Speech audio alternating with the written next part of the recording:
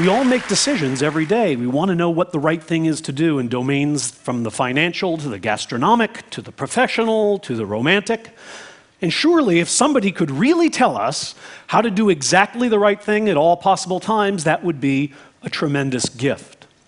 It turns out that, in fact, the world was given this gift in 1738 by a Dutch polymath named Daniel Bernoulli.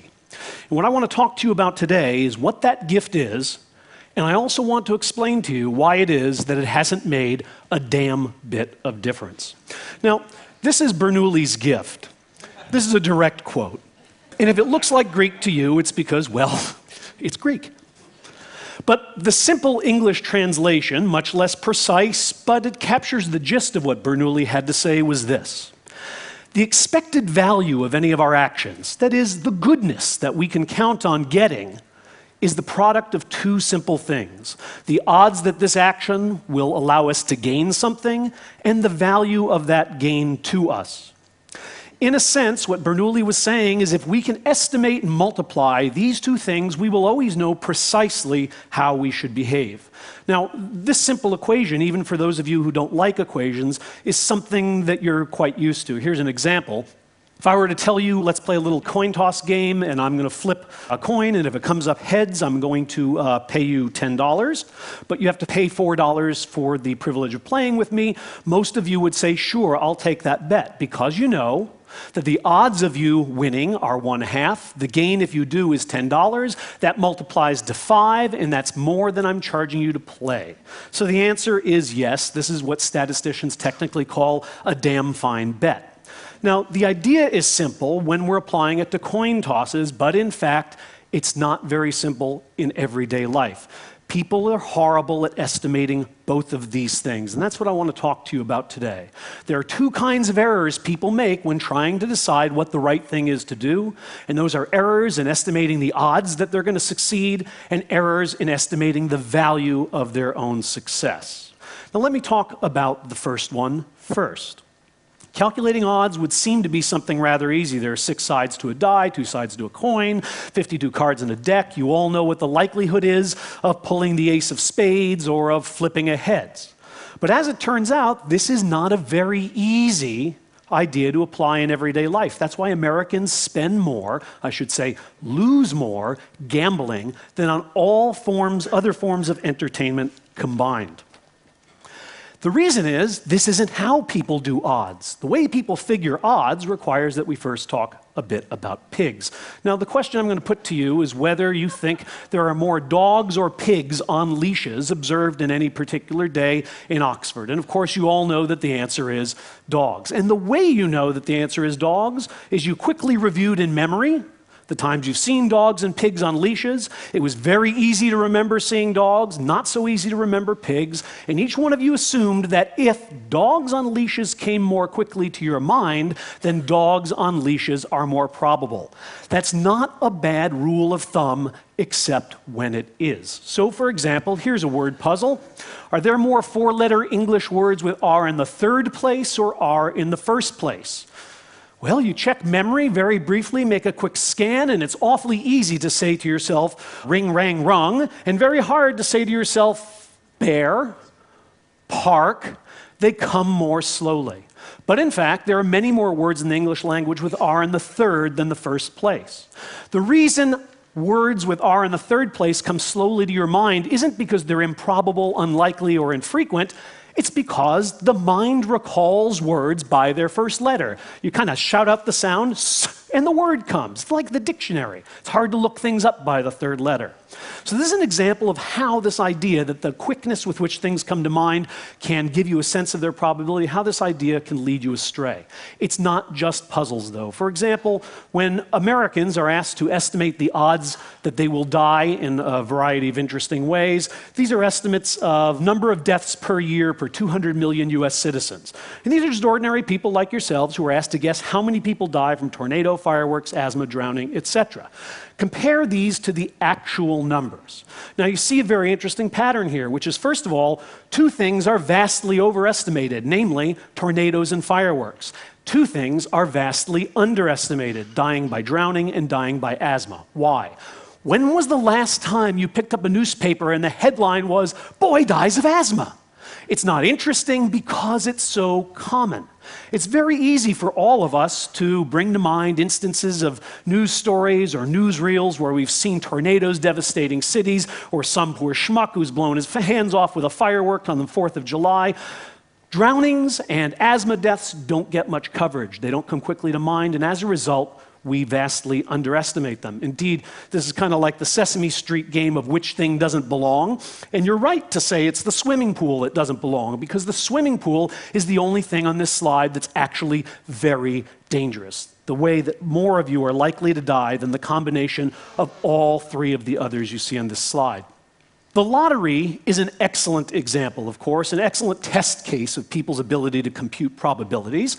And economists, forgive me for those of you who play the lottery, but economists, at least among themselves, refer to the lottery as a stupidity tax, because the odds of getting any payoff by investing your money in a lottery ticket are approximately equivalent to flushing the money directly down the toilet, which, by the way, doesn't require that you actually go to the store and buy anything. Why in the world would anybody ever play the lottery? Well, there are many answers, but one answer surely is we see a lot of winners, right? When this couple wins the lottery, or Ed McMahon shows up at your door with this big giant check. How the hell do you cash things that size? I don't know. We see this on TV, we read about it in the paper. When was the last time that you saw extensive interviews with everybody who lost? Indeed, if we required that television stations run a 30-second interview with each loser every time they interview a winner, the 100 million losers in the last lottery would require 9.5 years of your undivided attention just to watch them say, "Me, I lost. Me, I lost." Now, if you watch 9.5 years of television, no sleep, no potty breaks, and you saw loss after loss after loss, and then at the end there's 30 seconds of, "and I won," the likelihood that you would play the lottery is very small. Look, I can prove this to you. Here's a little lottery. There's 10 tickets in this lottery. 9 of them have been sold to these individuals. It costs you $1 to buy the ticket, and if you win, you get $20. Is this a good bet? Well, Bernoulli tells us it is. The expected value of this lottery is $2. This is a lottery in which you should invest your money. And most people say, "Okay, I'll play." Now, a slightly different version of this lottery. Imagine that the 9 tickets are all owned by one fat guy named Leroy. Leroy has 9 tickets, there's 1 left, do you want it? Most people won't play this lottery. Now you can see the odds of winning haven't changed, but it's now fantastically easy to imagine who's going to win. It's easy to see Leroy getting the check, right? You can't say to yourself, "I'm as likely to win as anybody," because you're not as likely to win as Leroy. The fact that all those tickets are owned by one guy changes your decision to play, even though it does nothing whatsoever to the odds. Now, estimating odds, as difficult as it may seem, is a piece of cake compared to trying to estimate value, trying to say what something is worth, how much we'll enjoy it, how much pleasure it will give us. I want to talk now about errors in value. How much is this Big Mac worth? Is it worth $25? Most of you have the intuition that it's not. You wouldn't pay that for it. But in fact, to decide whether a Big Mac is worth $25 requires that you ask one and only one question, which is, what else can I do with $25? If you've ever gotten on one of those long-haul flights to Australia and realized that they're not going to serve you any food, but somebody in the row in front of you has just opened the McDonald's bag and the smell of Golden Arches is wafting over the seat, you think, I can't do anything else with this $25 for 16 hours. I can't even set it on fire. They took my cigarette lighter. Suddenly, $25 for a Big Mac might be a good deal. On the other hand, if you're visiting an underdeveloped country and $25 buys you a gourmet meal, it's exorbitant for a Big Mac. Why were you all sure that the answer to the question was no before I'd even told you anything about the context? Because most of you compared the price of this Big Mac to the price you're used to paying. Rather than asking, what else can I do with my money, comparing this investment to other possible investments, you compared to the past. And this is a systematic error people make. What you knew was you paid $3 in the past, $25 is outrageous. This is an error, and I can prove it to you by showing the kinds of irrationalities to which it leads. For example, this is, of course, one of the most delicious tricks in marketing, is to say something used to be higher, and suddenly it seems like a very good deal. When people are asked about these two different jobs, a job where you make 60K, then 50K, then 40K, a job where you're getting a salary cut each year, and one in which you're getting a salary increase, people like the second job better than the first, despite the fact that all told they make much less money. Why? Because they have the sense that declining wages are worse than rising wages, even when the total amount of wages is higher in the declining period. Here's another nice example. Here's a $2,000 Hawaiian vacation package. It's now on sale for $1,600. Assuming you wanted to go to Hawaii, would you buy this package? Most people say they would. Here's a slightly different story. A $2,000 Hawaiian vacation package is now on sale for $700, so you decide to mull it over for a week. By the time you get to the ticket agency, the best fares are gone. The package now costs $1,500. Would you buy it? Most people say no. Why? Because it used to cost $700, and there's no way I'm paying $1,500 for something that was $700 last week. This tendency to compare to the past is causing people to pass up the better deal. In other words, a good deal that used to be a great deal is not nearly as good as an awful deal that was once a horrible deal. Here's another example of how comparing to the past can befuddle our decisions. Imagine that you're going to the theater. You're on your way to the theater. In your wallet, you have a ticket for which you paid $20. You also have a $20 bill. When you arrive at the theater, you discover that somewhere along the way, you've lost the ticket. Would you spend your remaining money on replacing it? Most people answer no. Now, let's just change one thing in this scenario. You're on your way to the theater, and in your wallet, you have two $20 bills. When you arrive, you discover you've lost one of them. Would you spend your remaining $20 on a ticket? People say, well, of course, I went to the theater to see the play. What does the loss of $20 along the way have to do? Now, just in case you're not getting it, here's a schematic of what happened, okay? Along the way, you lost something. In both cases, it was a piece of paper. In one case, it had a US president on it. In the other case, it didn't. What the hell difference should it make? The difference is that when you lost the ticket, you say to yourself, I'm not paying twice for the same thing. You compare the cost of the play now, $40, to the cost that it used to have, $20, and you say it's a bad deal. Comparing with the past causes many of the problems that behavioral economists and psychologists identify in people's attempts to assign value. But even when we compare with the possible instead of the past, we still make certain kinds of mistakes. And I'm going to show you one or two of them. One of the things we know about comparison, that when we compare one thing to the other, it changes its value. So in 1992, this fellow, George Bush, for those of us who were kind of on the liberal side of the political spectrum, didn't seem like such a great guy. Suddenly, we're almost longing for him to return. The comparison changes how we evaluate him. Now, retailers knew this long before anybody else did, of course, and they used this wisdom to help you spare you the undue burden of money. And so a retailer, if you were to go into a wine shop and you had to buy a bottle of wine and you see them here for $8, $27, and $33, what would you do? Most people don't want the most expensive, they don't want the least expensive, so they will opt for the item in the middle. If you're a smart retailer, then you will put a very expensive item that nobody will ever buy on the shelf, because suddenly the $33 wine doesn't look as expensive in comparison. So I'm telling you something you already knew, namely that comparison changes the value of things. Here's why that's a problem. The problem is that when you get that $33 bottle of wine home, it won't matter what it used to be sitting on the shelf next to.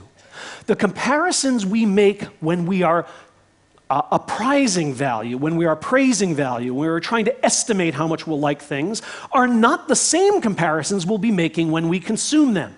This problem of shifting comparisons can bedevil our attempts to make rational decisions. Let me just give you an example. I have to show you something from my own lab, so let me sneak this in. These are subjects coming to an experiment to be asked the simplest of all questions. How much will you enjoy eating potato chips 1 minute from now? They're sitting in a room with potato chips in front of them. For some of the subjects, sitting in the far corner of a room is a box of Godiva chocolates, and for others is a can of Spam.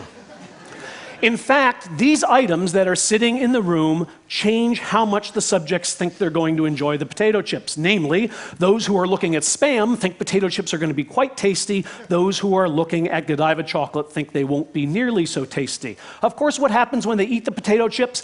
Well, look, you didn't need a psychologist to tell you that when you have a mouthful of greasy, salty, crispy, delicious snacks, what's sitting in the corner of the room makes not a damn bit of difference to your gustatory experience. Nonetheless, their predictions are perverted by a comparison that then does not carry through and change their experience.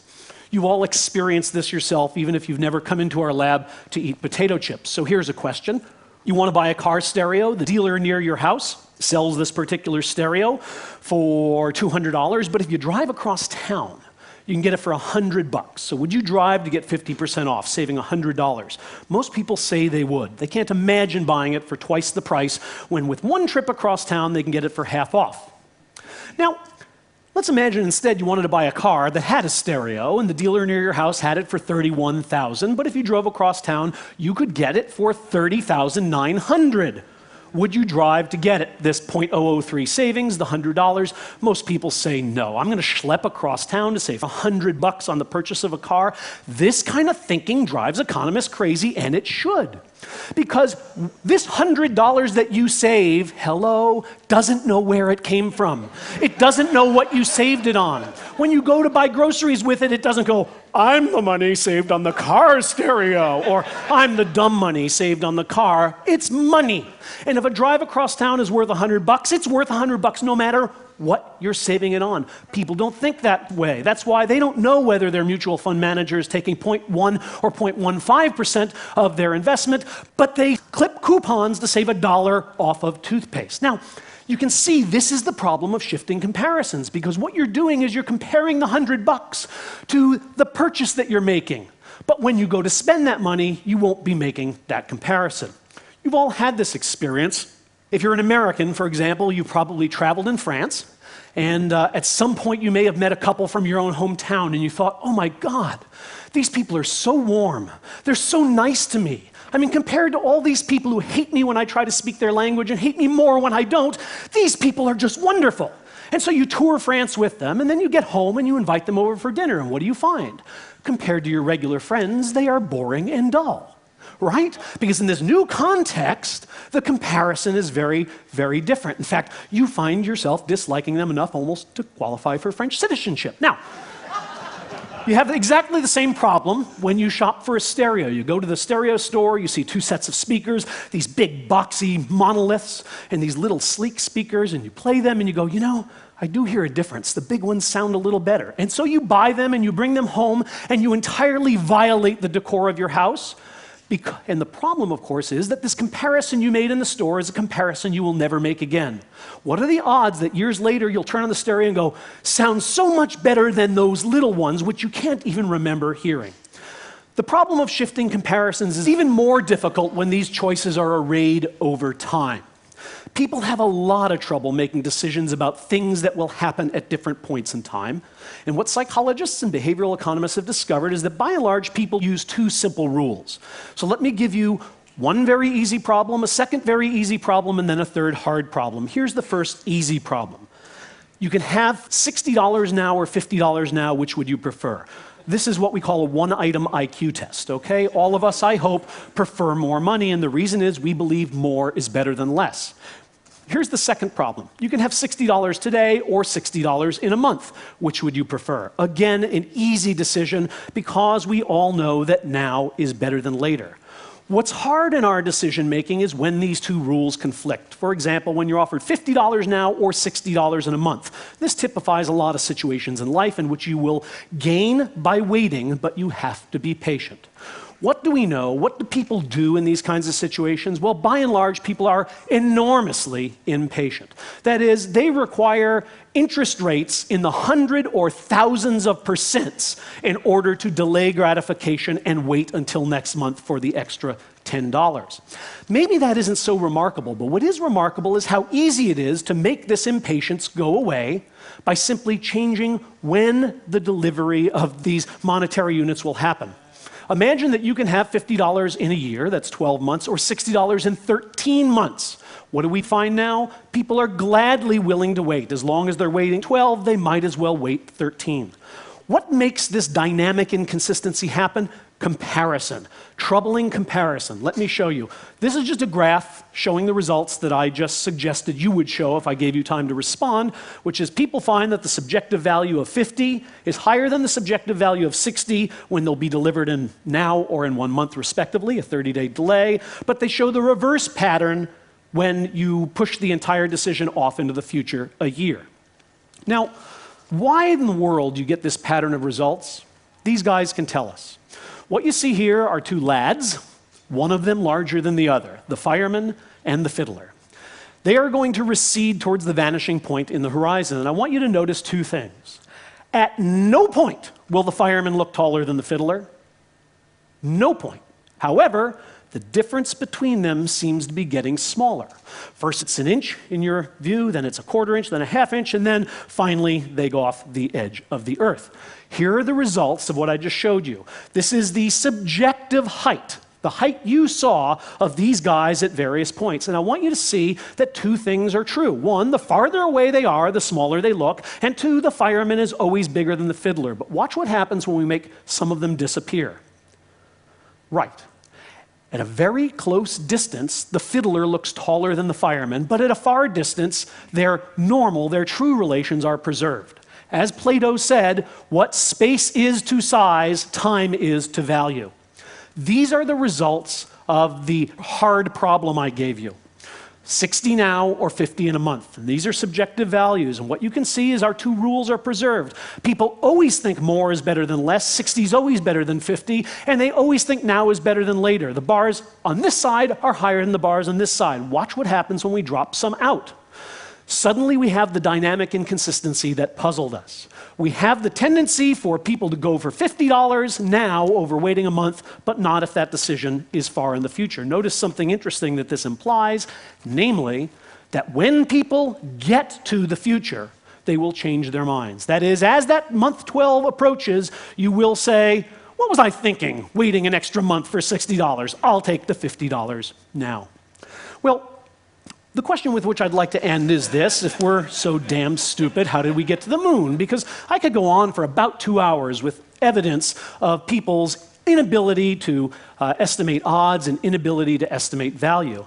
The answer to this question, I think, is an answer you've already heard in some of the talks, and I dare say you will hear again, namely that our brains were evolved for a very different world than the one in which we are living. They were evolved for a world in which people lived in very small groups, rarely met anybody who was terribly different from themselves, had rather short lives in which there were few choices, and the highest priority was to eat and mate today. Bernoulli's gift, Bernoulli's little formula, allows us, it tells us how we should think in a world for which nature never designed us. That explains why we are so bad at using it, but it also explains why it is so terribly important that we become good fast. We are the only species on this planet that has ever held its own fate in its hands. We have no significant predators. We are the masters of our physical environment. The things that normally cause species to become extinct are no longer any threat to us. The only thing that can destroy us and doom us are our own decisions. If we're not here in 10,000 years, it's going to be because we could not take advantage of the gift given to us by a young Dutch fellow in 1738, because we underestimated the odds of our future pains and overestimated the value of our present pleasures. Thank you.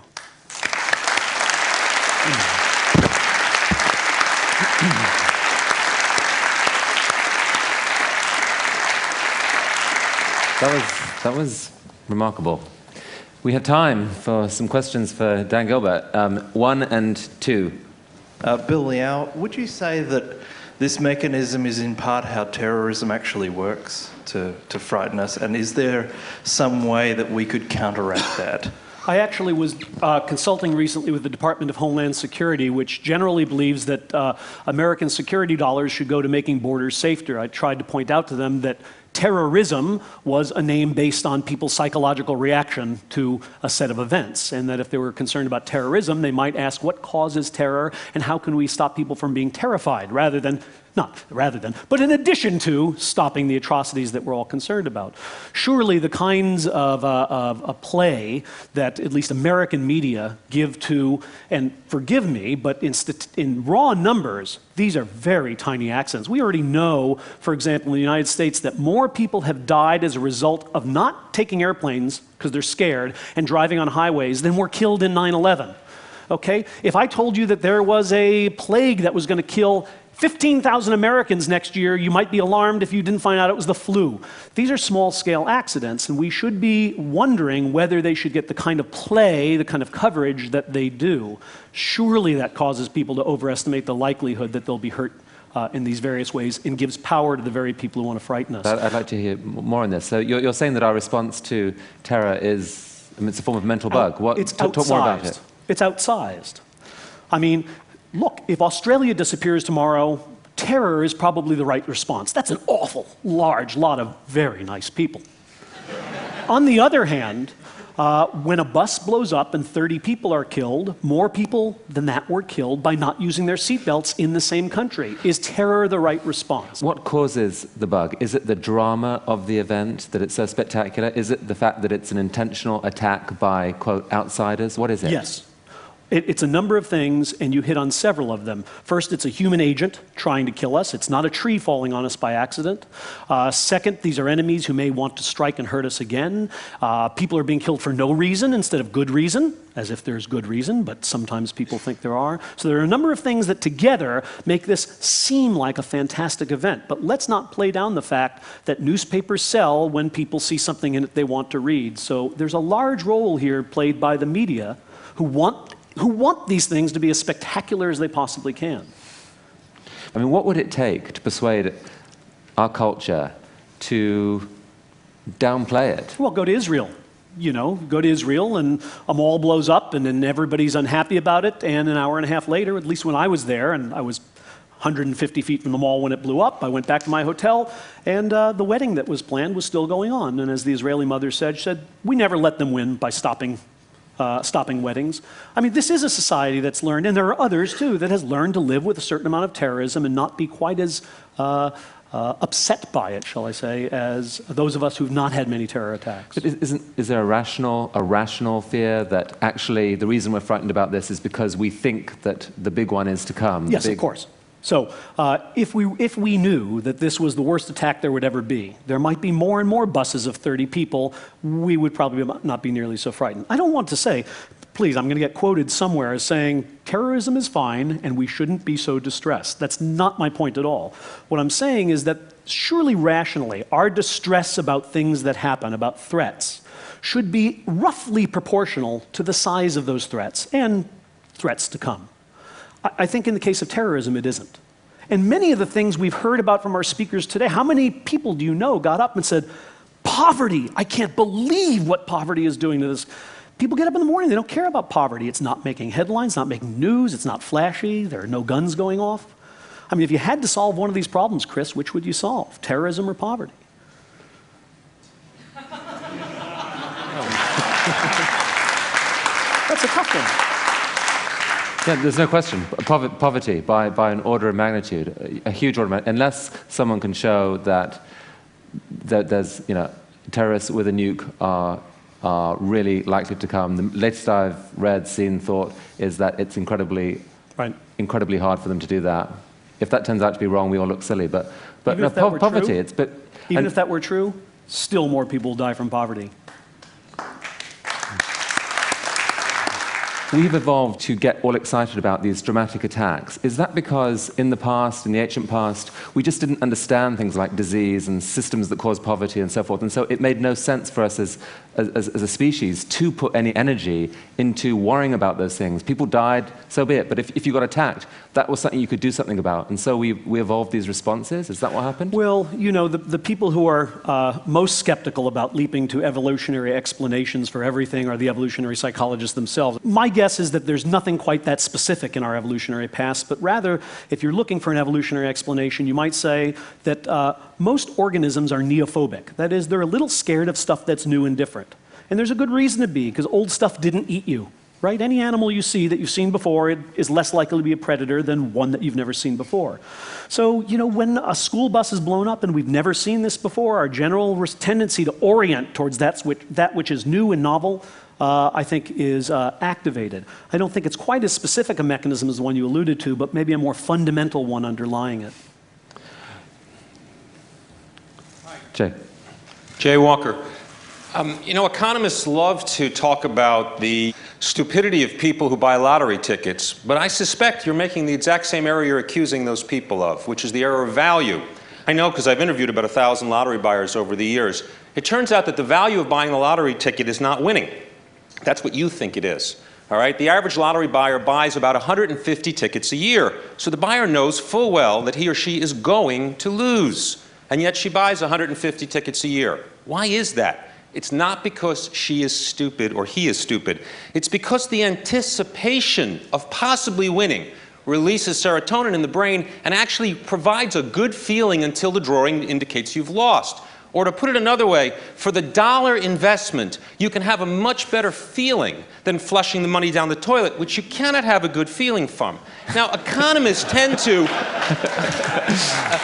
economists tend to view the world through their own lenses, which is, this is just a bunch of stupid people. And as a result, many people look at economists as stupid people. And so fundamentally, the reason we got to the moon is we didn't listen to the economists. Thank you very much.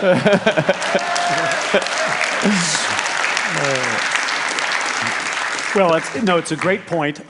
It remains to be seen whether the joy of anticipation is exactly equaled by the amount of disappointment after the lottery. Because remember, people who didn't buy tickets don't feel awful the next day either, even though they don't feel great during the drawing. I would disagree that people know they're not going to win. I think they think it's unlikely, but it could happen, which is why they prefer that to the flushing. But certainly I see your point, that there can be some utility to buying a lottery ticket other than winning. Now, I think there's many good reasons not to listen to economists. That isn't one of them for me, but there's many others. Last question.